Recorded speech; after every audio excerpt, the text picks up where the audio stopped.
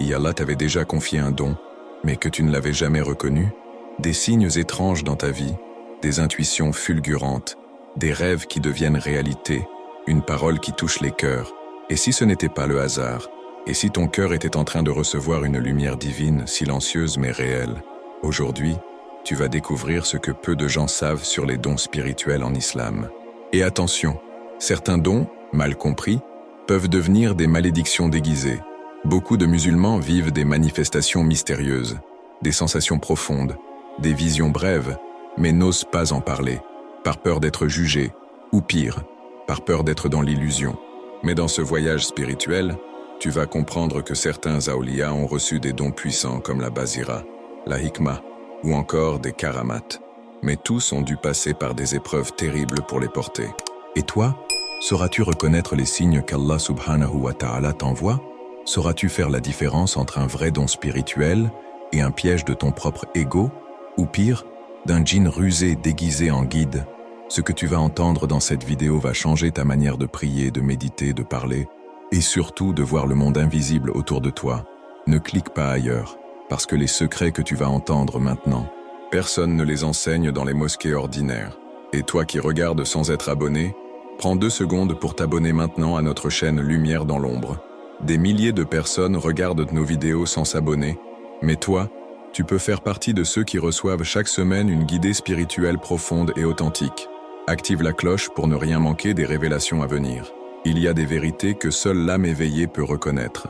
L'une d'elles, c'est que les dons spirituels ne sont pas une fantaisie de l'imaginaire mystique, mais une réalité bien vivante dans la spiritualité de l'islam. Ces dons, qu'on appelle karamat, hikmah, firasa ou encore basira, sont des lumières invisibles offertes par Allah subhanahu wa ta'ala à certains serviteurs sincères. Ce ne sont ni des pouvoirs magiques, ni des trophées pour les vaniteux, mais des responsabilités sacrées confiées à ceux dont le cœur a été purifié dans l'épreuve et la soumission. Le Coran et la Sunna regorgent de récits où ces manifestations viennent confirmer la foi profonde et la proximité avec Allah. Mais attention, tout ce qui brille n'est pas lumière. Il y a des illusions qui imitent les miracles, et c'est pourquoi il faut discerner avec sagesse et humilité. Dans la tradition islamique, on distingue 2 types de dons. Ceux qui sont innés, comme une inclination naturelle vers la sagesse ou une sensibilité spirituelle précoce, et ceux qui sont octroyés après l'épreuve. Ces derniers, bien plus fréquents, apparaissent comme une révélation après une traversée du désert intérieur. C'est dans les larmes du silence, dans les nuits pleines de dhikr, que certains croyants reçoivent des lumières que les autres ne voient pas. Et ce n'est pas parce qu'on a été brisé qu'on est abandonné. Au contraire, les karamats se révèlent souvent à ceux qui ont été réduits à l'essentiel, un cœur tourné uniquement vers la lumière divine. Il ne faut donc jamais mépriser ces cicatrices. Parfois, c'est par elles qu'Allah souffle son inspiration. Le lien entre les dons spirituels et la soumission est fondamental. Le prophète Muhammad sallallahu alayhi wa sallam nous a enseigné que le plus aimé d'Allah est celui qui est le plus humble. Les awliya d'Allah, ses amis choisis du Très-Haut, ne recherchent pas les miracles, mais cherchent Allah lui-même. Et c'est justement parce qu'ils ne courent pas après les dons que les dons les suivent. L'âme qui se prosterne dans le secret, qui pardonne en silence, qui fait le bien sans chercher à être vue, voilà celle que le Créateur guide et honore. Et quand cette âme parle, agit ou voit, elle le fait avec une lumière que les autres ne comprennent pas toujours. Mais avec le don vient la tentation de l'orgueil. C'est là que le djinn se glisse, dans les interstices de l'ego spirituel.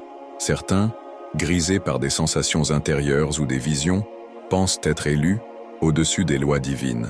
Mais l'islam est clair. Toute hikmah ou karamat qui ne mène pas à plus de soumission, de vérité et de service est une illusion. Le shirk spirituel commence souvent là où l'on commence à admirer les dons, au lieu de se souvenir du donneur.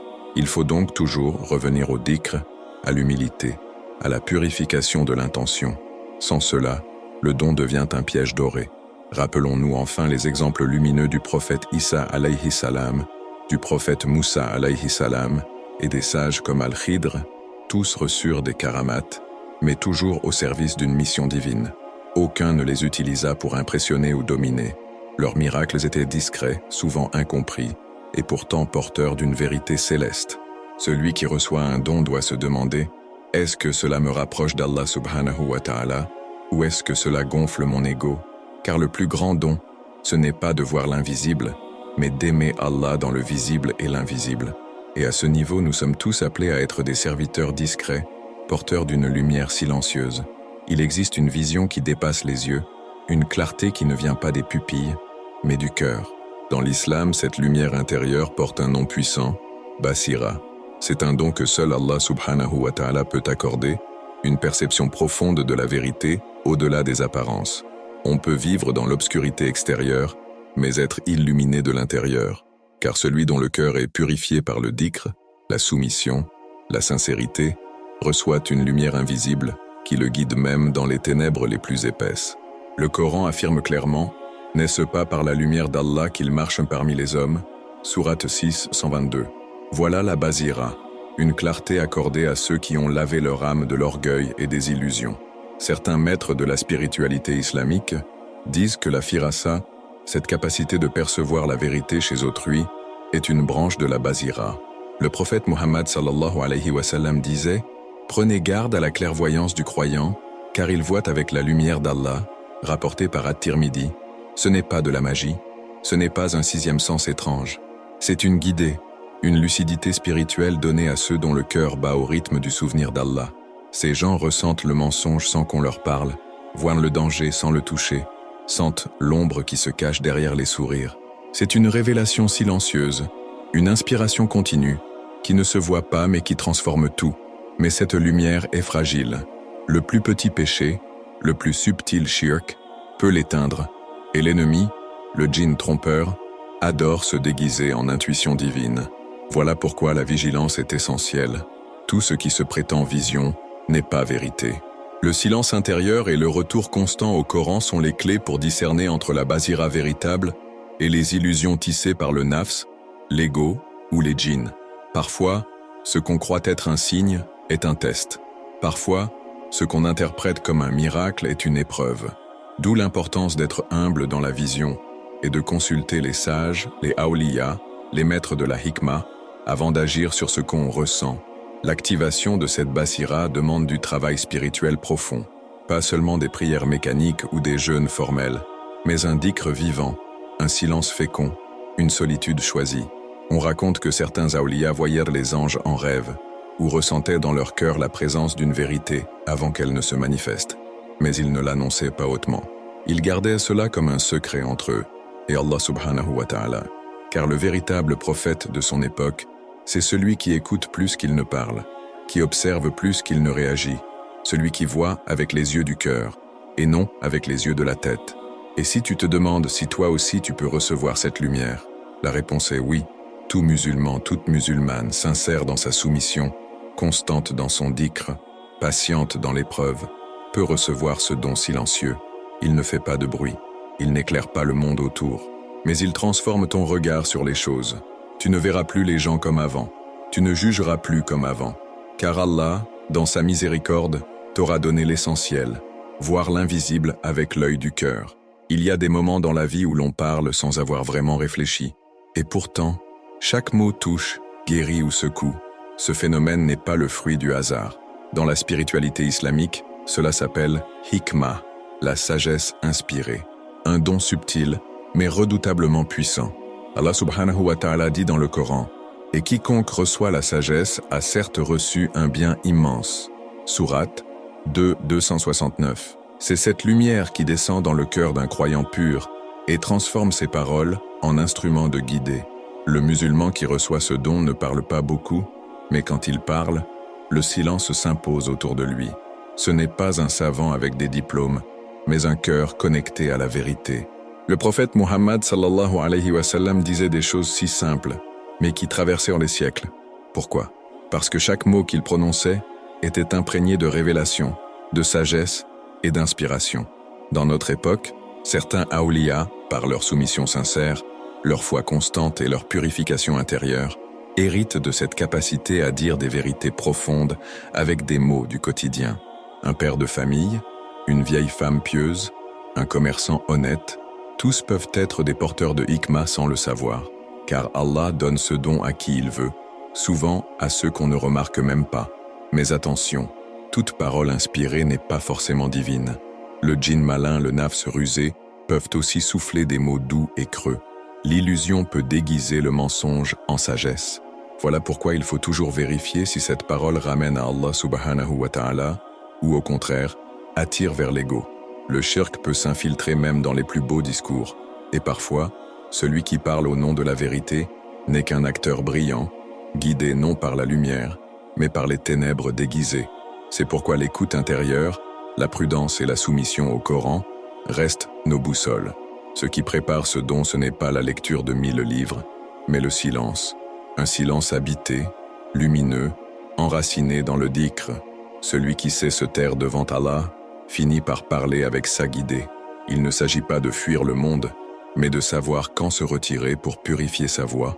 Car celui qui veut parler pour Allah doit d'abord apprendre à écouter Allah dans les silences du cœur. C'est là, dans la solitude féconde, que la sagesse s'enracine, que les visions se forment et que l'inspiration se prépare. Et si un jour tu ressens que tes paroles touchent les autres, ne t'en glorifie pas. Dis simplement « Ceci vient d'Allah et non de moi ». Puis retourne au dhikr, retourne à la vérité, retourne à ton cœur. Car le don le plus précieux, ce n'est pas de parler avec impact, mais de vivre dans une soumission telle que même ton silence devienne lumière pour les autres. Et lorsque le cœur parle par la volonté divine, les âmes autour écoutent avec une attention qu'elles ne comprennent pas toujours. Ce n'est pas toi qu'elles écoutent, c'est Allah, à travers toi. Dans le vaste univers de la spiritualité islamique, certains phénomènes dépassent l'entendement humain. Des miracles se produisent, des événements que la logique rejette, mais que l'âme reconnaît.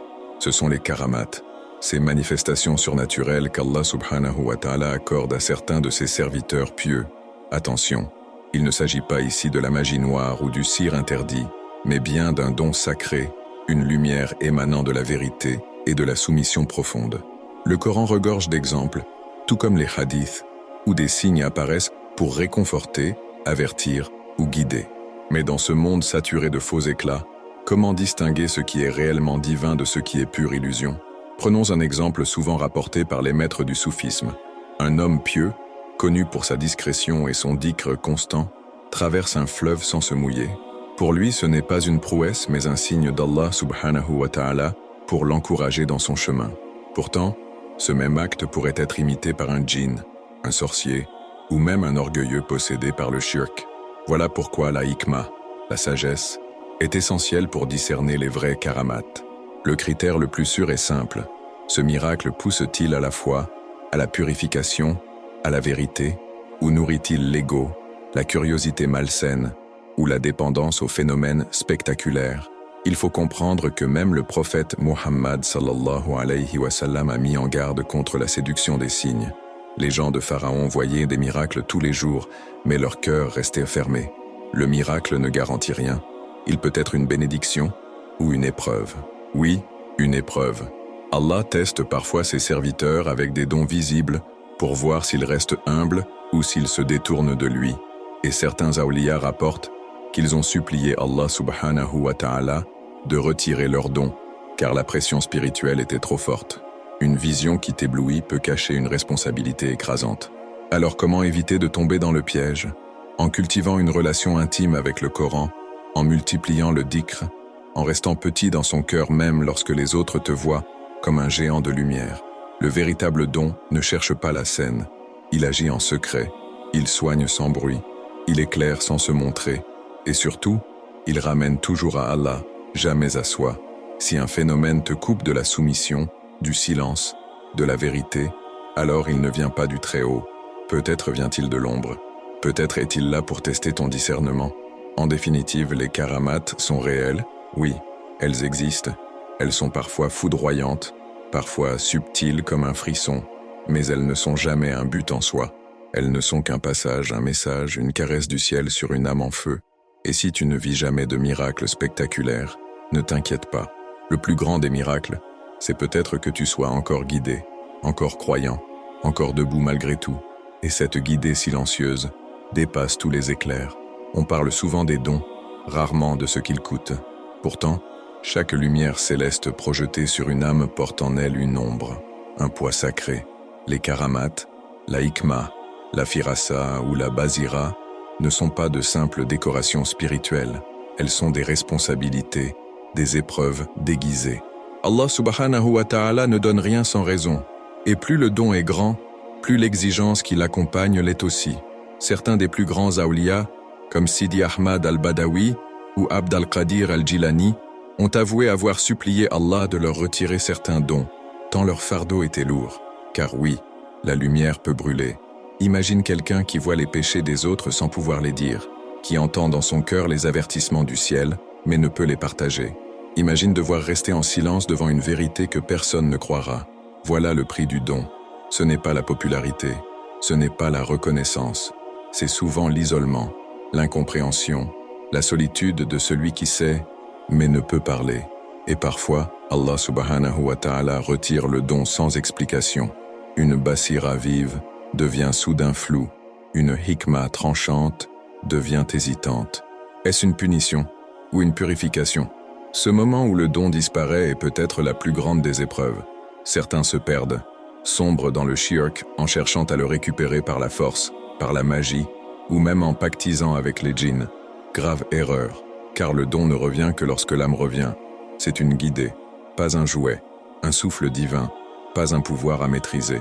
Le prophète Moussa alayhi salam n'a jamais utilisé ses miracles pour se mettre en avant.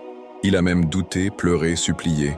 C'est ça le vrai porteur de don, un serviteur qui tremble en portant la lumière, car il sait qu'elle ne vient pas de lui. Mais il y a quelque chose d'encore plus précieux que le don, la présence d'Allah subhanahu wa ta'ala dans l'absence du don. Lorsque tout semble perdu, lorsqu'on ne sent plus rien, lorsqu'on n'a plus de vision, plus d'inspiration, plus de lumière, mais qu'on reste fidèle, sincère, prosterné dans l'obscurité, alors là on touche au cœur de la vérité. C'est dans cette obscurité sacrée que naît la foi pure. C'est là que se révèle la soumission absolue. C'est là que naissent les véritables awliya. Alors, si tu ressens un don, porte-le avec pudeur. S'il disparaît, accepte-le avec sagesse. Et si tu n'en as jamais reçu, ne sois pas jaloux. Peut-être qu'Allah t'a épargné un fardeau. Peut-être que ton plus grand don, c'est justement d'aimer Allah subhanahu wa ta'ala sans aucun miracle, sans aucun signe, juste parce que ton cœur le reconnaît dans le silence. Et toi, as-tu déjà ressenti un don spirituel dans ta vie sans pouvoir l'expliquer? Une vision, un rêve, une parole qui a bouleversé quelqu'un? Ou au contraire, as-tu déjà perdu quelque chose de précieux dans ton lien avec Allah subhanahu wa ta'ala sans comprendre pourquoi? Partage ton expérience dans les commentaires ci-dessous. Que tu sois en plein éveil spirituel ou dans une période de silence intérieur, ton témoignage peut éclairer d'autres âmes en quête de vérité. Et surtout, dis-moi, quel don t'a le plus touché dans cette vidéo? Est-ce la basira, la hikma, ou peut-être l'épreuve silencieuse derrière les dons? Je lis chaque message avec attention et je réponds personnellement aux plus sincères. N'oublie pas de t'abonner à la chaîne Lumière dans l'ombre et d'activer la cloche pour ne manquer aucun contenu spirituel rare comme celui-ci. Ton abonnement soutient cette mission de vérité, de sagesse et de lumière dans un monde d'ombre. Et maintenant, ne pars pas tout de suite. Clique sur la vidéo suivante qui s'affiche à l'écran. Elle va t'emmener encore plus loin dans les mystères cachés que l'islam nous révèle. Avec foi et lumière, ton frère de l'ombre et de la lumière, lumière dans l'ombre,